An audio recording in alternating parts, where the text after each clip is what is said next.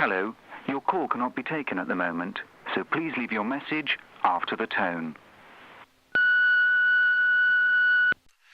Once upon a midnight dreary, while I pondered weak and weary over many a quaint and curious volume of forgotten lore, while I nodded nearly napping, suddenly there came a tapping as of someone gently rapping at my chamber door.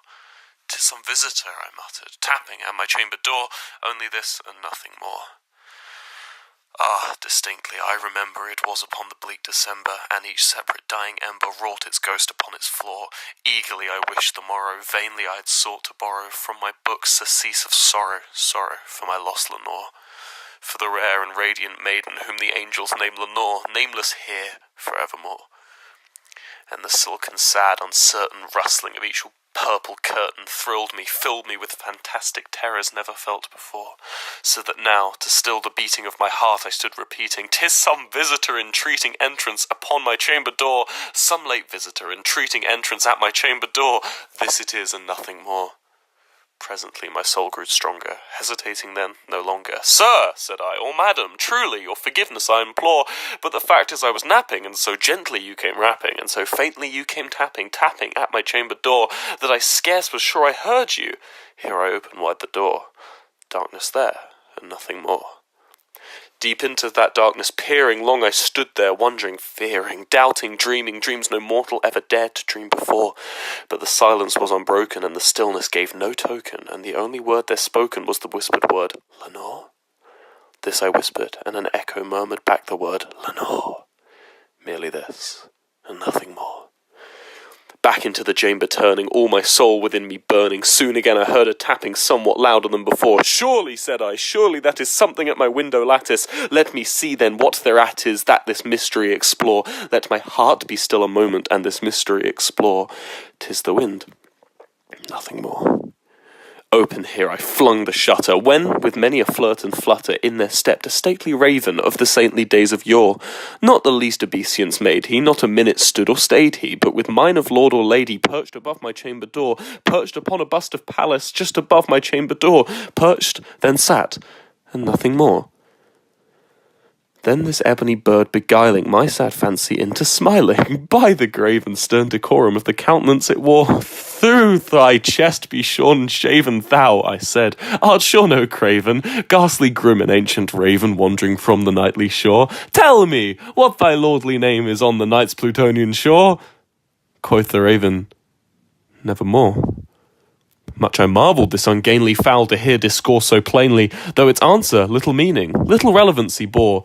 For we cannot help agreeing that no living human being ever yet was blessed with seeing bird above his chamber door, bird or beast upon the sculptured bust above his chamber door, with such a name as Nevermore. But the raven sitting lonely on the placid bust spoke only that one word, as if his soul in that one word he did outpour. Nothing farther than he uttered, not a feather than he fluttered, till I scarcely more than muttered, "Other friends have flown before, on the morrow he will leave me, as my hopes have flown before." Then the bird said, "Yeah, I've been wanting to know.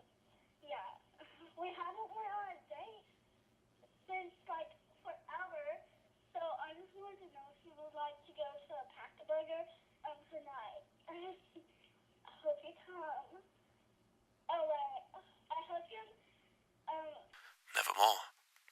Startled at the stillness broken by reply so aptly spoken, "Doubtless," said I, "what it utters is only stock and store, caught from some unhappy master, whom unmerciful disaster followed fast and followed faster, till his songs one burden bore, till the dirges of his hope that the melancholy burden bore, of never, nevermore." But the raven still beguiling all my fancy into smiling, straight I wheeled a cushioned seat in front of bird and bust and door. Then upon the velvet sinking, I betook myself to linking fancy unto fancy, thinking what this ominous bird of yore, what this grim, ungainly, ghastly, gaunt and ominous bird of yore meant in croaking its nevermore. This I sat engaged in guessing, but no syllable expressing to the fowl whose fiery eyes now burned into my bosom's core. This and more I sat divining, with my head at ease reclining on the cushion's velvet lining that the lamplight gloated o'er, but whose velvet lining with the lamplight gloating o'er she shall press, nevermore. Then methought the air grew denser, perfumed from an unseen censer, swung by seraphim whose footfalls tinkled on the tufted floor. "Wretch," I cried, "thou God hath lent thee, by the angels he hath sent thee, respite, respite and nepenthe from my memories of Lenore. Quaff, oh quaff, this kind nepenthe, and forget this lost Lenore." Quoth the raven, "Nevermore."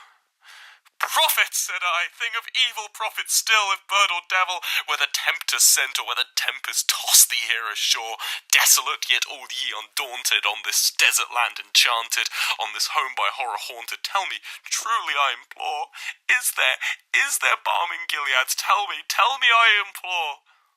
But quoth the raven, "Nevermore."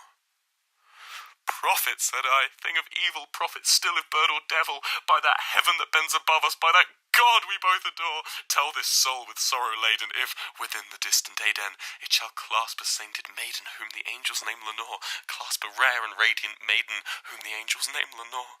Quoth the raven, "Nevermore." "Be that word or sign or parting bird or fiend," I shrieked upstarting, "get thee back into the tempest and the nice Plutonian shore. Leave no back plume as a token of that lie thou hast spoken. Leave my loneliness unbroken. Quit thy bust above my door. Take thy beak from out my heart, and take thy form from off my door." Quoth the raven, "Nevermore." And the raven, never flitting, still is sitting on the pallid bust of Pallas just above my chamber door, and his eyes have all the seeming of a demon that is dreaming, and the lamplight o'er him streaming throws a shadow on the floor, and my soul from out that shadow that lies floating on the floor shall be lifted, always lifted, quoth the raven, nevermore.